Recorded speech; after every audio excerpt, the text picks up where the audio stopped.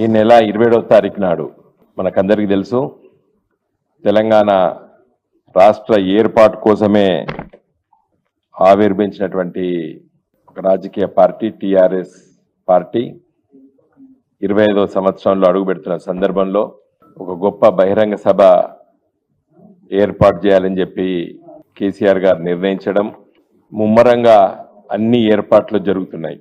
తెల్కతుర్తిలో చెలో వరంగల్ పేరిట జరుగుతున్నటువంటి ఈ సభ ఏర్పాట్లు చాలా విస్తృతంగా ముమ్మరంగా జరుగుతున్నాయి. నేను ఈరోజు అక్కడి నుండే రావడం జరిగింది. చాలామంది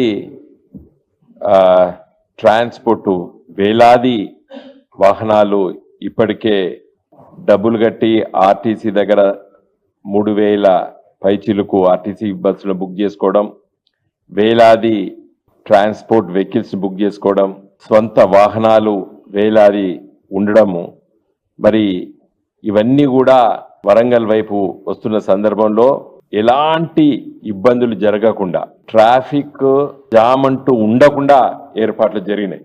నా ఉద్దేశం ఇవాళ మీ అందరి ద్వారా తెలంగాణ రాష్ట్ర ప్రజలకు తెలియజేసేదంటే విస్తృతమైన మంచి ఏర్పాట్లు చేయడం జరిగింది. సభా స్థలానికి 360 డిగ్రీస్ మొత్తం కూడా మంచి పార్కింగ్ స్పేస్ ఏర్పాటు చేయడం జరిగింది. ఎటువైపు నుండి వచ్చేటువంటి వాహనాలకి అటువైపే వాహనాలు నిలుపుదల చేసుకొని దిగి సభా స్థలానికి దగ్గరగా సమీపంలో కూడా మరి నడిచి వచ్చి సమావేశంలో పాల్గొనేటువంటి ఒక మంచి ఏర్పాటు చేయడం జరిగింది. ఎందుకంటే మేము ఎన్నో సభలు పెట్టాం. ఒక్కొక్క సభలో వచ్చినటువంటి అనుభవాలతోని ఈ సభ ఏర్పాట్లు చేశాం. అంటే ఎలాంటి ఆటంకాలు జరగకుండా మరి వచ్చేటువంటి రహదారులు, ఈ సభా స్థలానికి వచ్చే రహదారులు అన్నీ కూడా మంచి రహదారులు, జాతీయ రహదారులు, మంచిగా వాహనాలు కూడా ఎలాంటి స్పీడ్ లిమిట్ లేకుండా కూడా ట్రావెల్ చేయొచ్చు. అక్కడ దగ్గర ఉన్నటువంటి వాటికన్నిటి కూడా ఆ రోడ్స్ నుండి దిగేటువంటి ఏర్పాట్లు కూడా మరి మా నాయకత్వం సూచనల మేరకు అన్ని ఏర్పాట్లు చేశాం.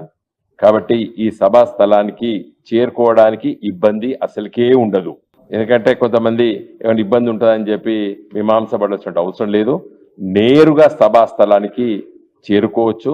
కేసీఆర్ గారిని డైరెక్ట్గా మరి చూసి వారి ఇచ్చేటువంటి మంచి మరి ఈ సభలో పాల్గొని కేసీఆర్ గారి ఉపన్యాసాన్ని, వారు ఇచ్చేటువంటి సందేశాన్ని మనం అందరం కూడా మంచిగా వినొచ్చు.